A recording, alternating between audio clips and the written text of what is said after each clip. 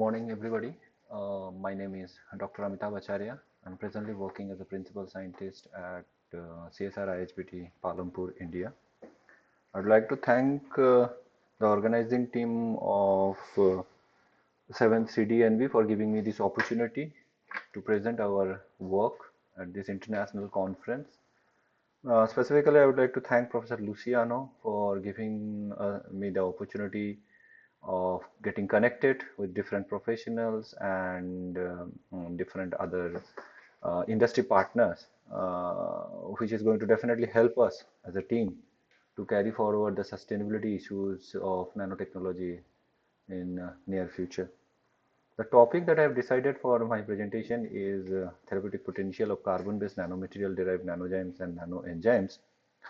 Uh, Before I start my presentation, I would just like to give a brief about our institute. Basically, we are one of the sister concern lab of CSIR, which is Council for Scientific and Industrial Research, the largest publicly funded uh, research organization in India, and we come under Institute of Himalayan Bioresource Technology. The vision of this particular institute is to be a global leader in technologies for boosting bioeconomy through sustainable utilization of Himalayan bioresources, and the mission is to discover, innovate, develop, and to disseminate the processes, products, and technologies from Himalayan bioresources for society, industry, environment, and academia. Uh, this is just a brief glimpse about the kind of work that we carry out in our lab.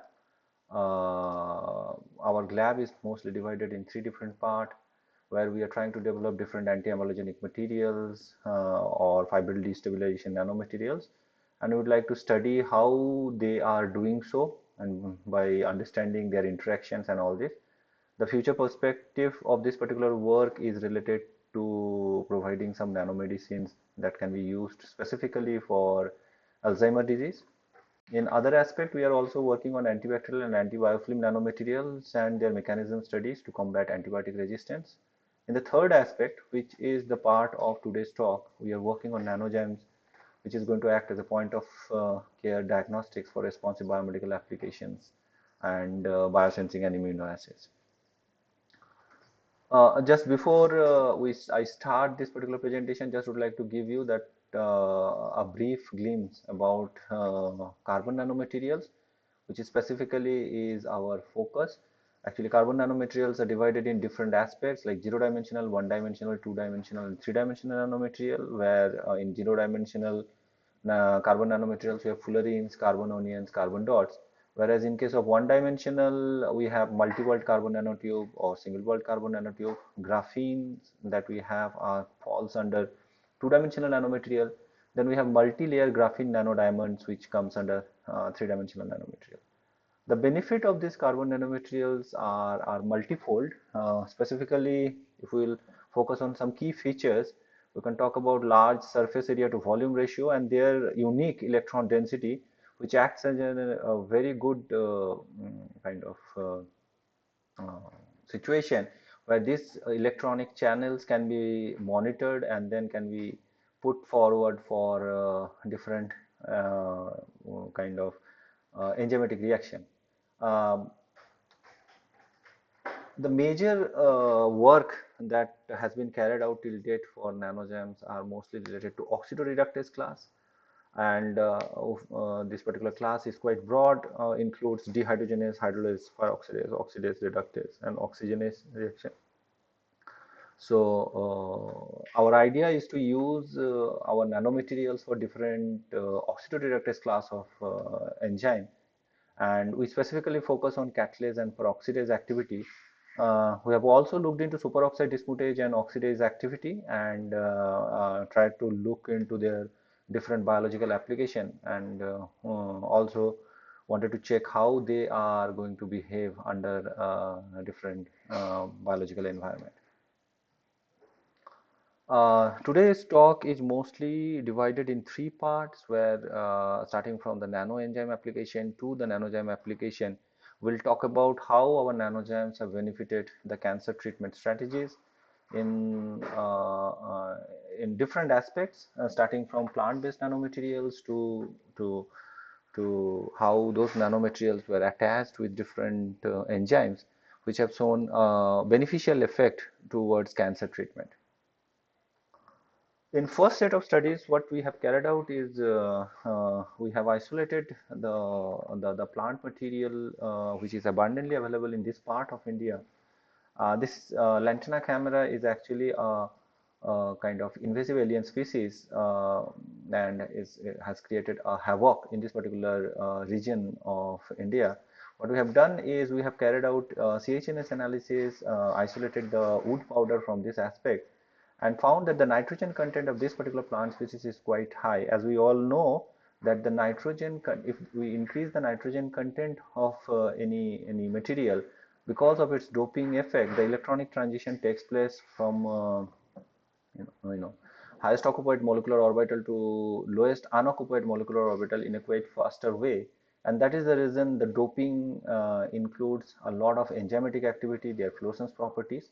So once we confirm that there is a high amount of nitrogen content in this particular species compared to any other native species, we have carried out hydrothermal reaction, modified it using ethylene diamine, and finally subsequently we have attached nitrilotriacetic acid as one of the substrate binding sites into this carbon nanomaterials. The carbon nanomaterials that we have received are having kind of brown colored solution, and they also showed good fluorescence properties. Next, what we have carried out is we have carried out thorough characterization of this carbon nanospheres that we have abbreviated them, and found out that they have a size of 70 to 140 nanometer before the nitrilotriacetic conjugation, whereas it was close to 160 nanometer when the nitrilotriacetic conjugation has been done. The zeta potential studies suggested that the surface charge is negative. That is mostly because of the free carboxylate anions which are present on the nitrilotriacetic acid. The DLS studies also suggested similar size profile. The powder XRD studies suggested that the nanomaterials that we have on the carbon nanospheres that we have isolated are actually amorphous in nature. We could actually get a few of the characteristic carbon peaks for LC-CNS NTA, which is a nitrilotriacetic acid conjugated carbon nanosphere.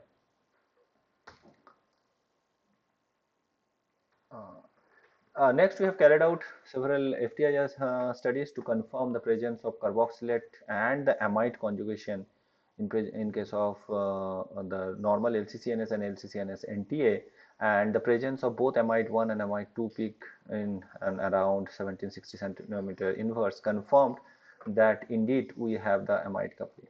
This particular nanosphere showed excellent photostability and also good fluorescence intensity. As you can see that they are, in case of absorption, they show 2 peak at 280 and 340 nanometer, out of which the 280 nanometer is actually pi to pi star transition, whereas in case of 340 nanometer we have n to pi star transition for the carbon nanosphere, which in a way proved that the intrinsic doping which that we have thought of in case of the carbon nanosphere has actually occurred, as the N2 pi star transition confirmed the kind of amide coupling also.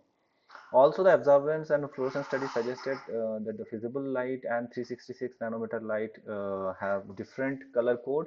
As you can see, under 366 nanometer there is a blue light. The XPS studies confirm the presence of oxygen 1s, carbon 1s, and nitrogen 1s in all the subsequent cases that we have studied. To further confirm that whether our nanomaterial are actually stable under biological milieu or not, we have carried out several kinetic studies at different temperature, different days, and also in presence of different metal ions and anions, and at different pH. And we found out that at physiological condition and also in presence of several of the metal ions at very high concentration, close to 100 micromole, they do not have any impact in the fluorescence intensity of these nanomaterials.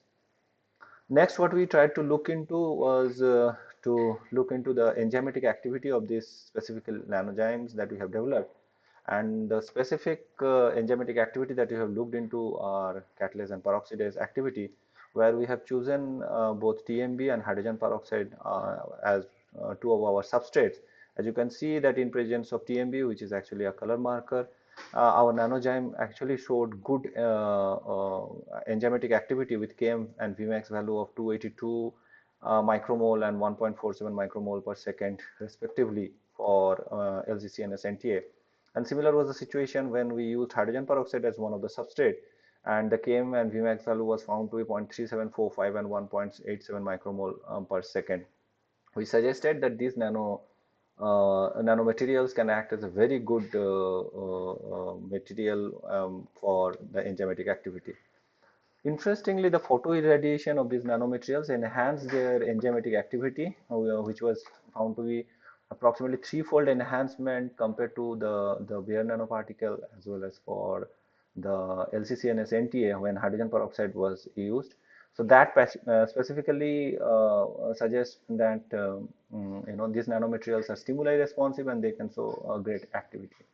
To find out whether these our nanomaterials are actually safe to use or not, we used human embryo kidney 293 cells, HEC293 cells, and found that they have a very good cytocompatibility and do not cause any kind of problem, which suggested that these nanomaterials are safe to use for normal cells. Next, we tried to look into whether these nanomaterials can actually inhibit the lipid peroxidation by showcasing their enzymatic activity or not. Lipid peroxidation is actually the outcome of a large amount of reactive oxygen species generation that generally the cells go through when they are under some kind of stress.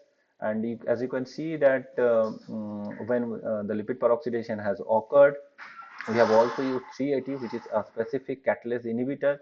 So we did not allow the catalase to produce, and you can see that in presence of 380, the relative MDA level, which is actually a byproduct of lipid peroxidation, has increased to a significant amount.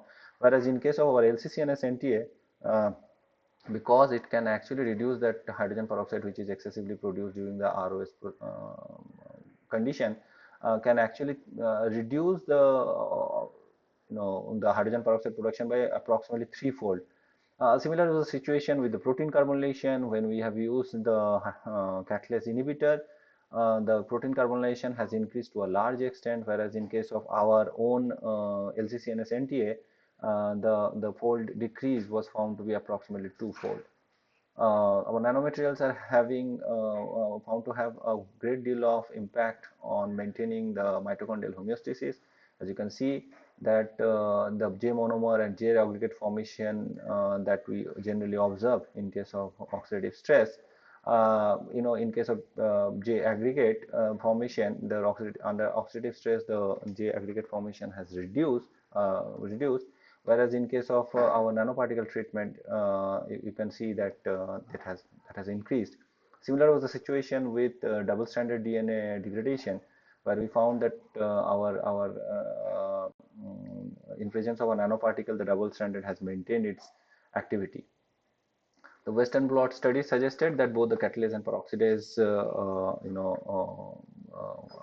markers are actually present, and they are present when we have used our nanoparticle to a large extent. We also monitored the sodium potassium ATPase activity and found that when the nanoparticles were treated, they can actually maintain the sodium potassium ATPase activity. Okay. And the next was the quantitative analysis. We suggested that both the catalase and peroxidase and sodium potassium activities are being maintained approximately by 2 to 2.5 fold for our nanoparticles. So overall, what we have proposed is that since this particular nanomaterial can actually act as a very good enzyme mimic, it can actually capture the hydrogen peroxide and reduce it to hydroxyl radical, and whereas in case of catalase, it can actually produce the oxygen, and that actually reduces the oxidative stress that is present in different cells.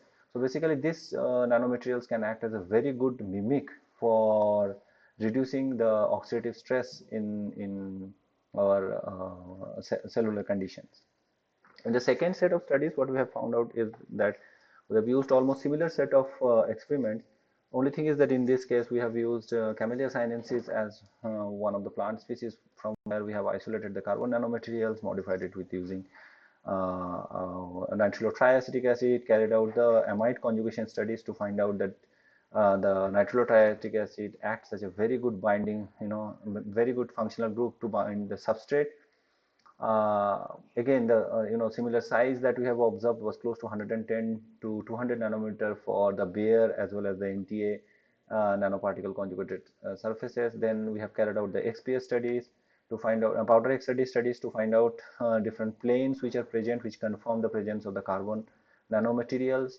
The fluorescence studies suggested that they have a good quantum yield and also a very good fluorescence property. Again, the N to pi star and pi to pi star transition was observed.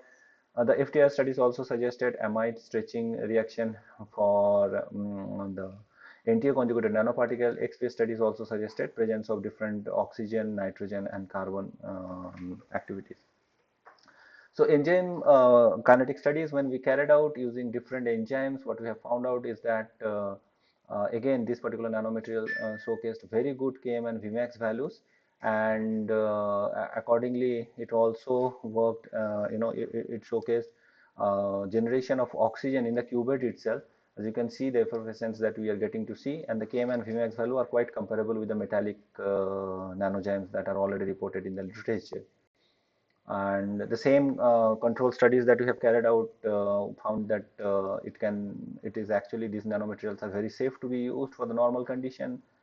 It can reduce the oxidative stress using DCFDS studies that we have carried out, and simultaneously can also downgrade the lipid peroxidation and protein carbonylation aspects in cellular condition.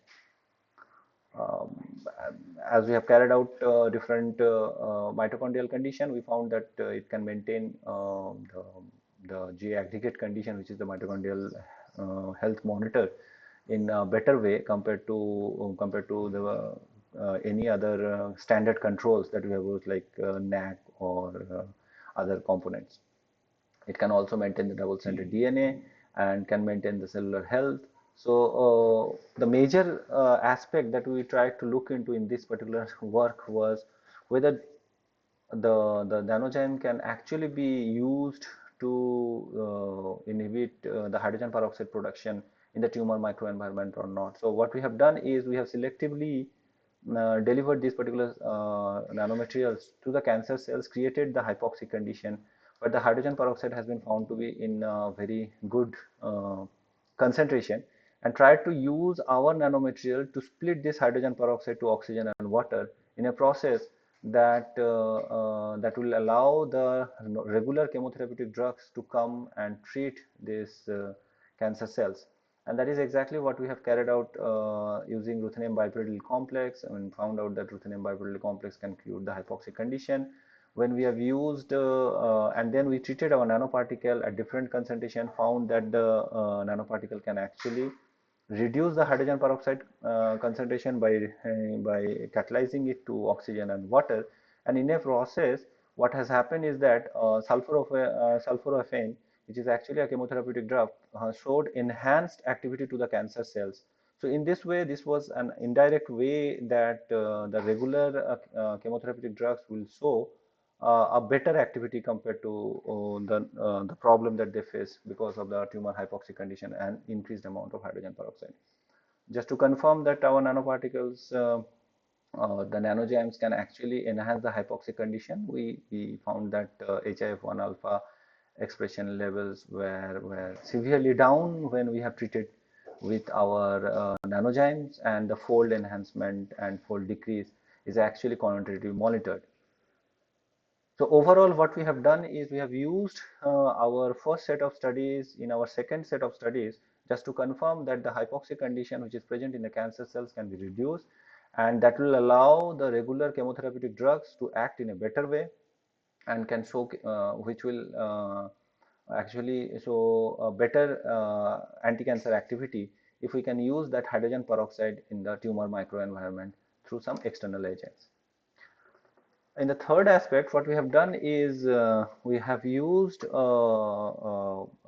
oxidized single walled carbon nanotube and attached it using different enzymes. In this case, what we have done is we have attached it using cytochrome C, and through the our idea was to deliver cytochrome C into the cellular condition and to check whether this can also act as one of the enzymatic method by which we can check cancer cells or not.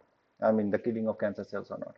So in that way, we have carried out several studies to find out that the nanogem in the cytochrome C is actually attached on the carbon nanotubes, and through powder XRD and different Raman shift studies, we found that there is a G band and D band presence.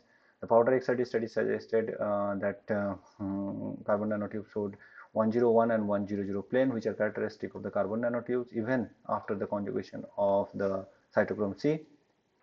Several other studies to confirm that the cytochrome C has actually retained its biological activity and also retained its structural activity. And the TGA-DSC study suggested that over a period of time, the cytochrome C will eventually come out from the you know from the studies from the cytochrome C surface, and then eventually will allow the cytochrome Cs to be released from the um, carbon nanotube surfaces. The kinetic studies also suggested that hydrogen peroxide can be used as substrate. When we have used hydrogen peroxide, TMB and OPD as one of the substrate, the cytochrome C SWCNT suggested that over a period of time it showcased slow and sustained release, and the Km and Vmax values can be compared in a very good way. The catalytic stability of the nano enzyme was also checked using different absorption studies, and what we found that is they are quite stable. As you can see, it showcased the catalyst can be recovered even after fourth cycle, and at third to fourth cycle, what we have done is we checked its activity by this one by 15%, and also by fourth cycle by 15 the activity has reduced from 100% to 15%. The in vitro activity of the nanozymes have also been checked, and they found that the nanozymes are quite stable, and they showcase different aspects, like in case of chloroprorizine, we confirmed that the nanoparticle are actually entering the cell through clathrin mediated endocytosis. And in some cases we also checked that the other inhibitors like methyl beta cyclodextrin, they also have showcased that that is actually the pathway by which the clathrin mediated pathway is actually the one by which the cytochrome C are getting entered.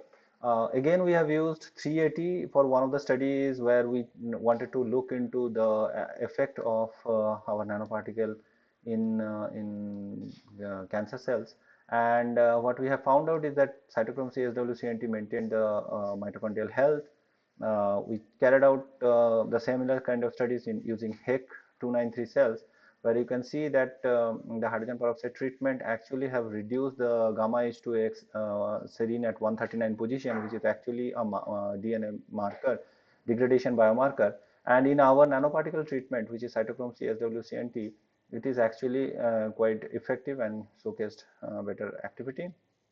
We carried out several Western studies to find out how this particular aspects can be correlated with sodium potassium ATPase or anti-ionos activity, and eventually come to the conclusion that cytochrome C delivery can be a very good therapeutic approach for anti-cancer activities. Overall, by different mechanisms, what we have tried to prove that both nanozyme and nanoenzyme applications, this particular approaches can be used for several anti-cancer activities. And the future perspective of this particular work that I have presented today is mostly related to development of different anti-cancer activity oriented nanomaterials, where the nanozyme applications will not only lead to the generation of new therapeutic approaches, but also will lead to several of these other biological applications like antibacterial activity or antifouling coating agent. Lastly, I would like to acknowledge the Director CSR ISBT for giving us full opportunity to work on these different areas. HOD FPT division, currently to the division in which I belong to, and also HODs of the other departments for their collaborative work, all my colleagues, and definitely the financial support from CSIR and DST and DBT needs to be gratefully acknowledged. The slides that you have seen is actually the outcome of all of my students who have worked tirelessly, during this period of time that they have been associated with us. So I am just presenting their work with full conviction that this our approaches will eventually transform the way we look into the therapeutic applications, how cancer treatment strategies can be modified.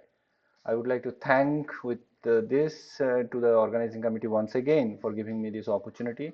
If you have any queries, I will be happy to answer that. Thank you very much.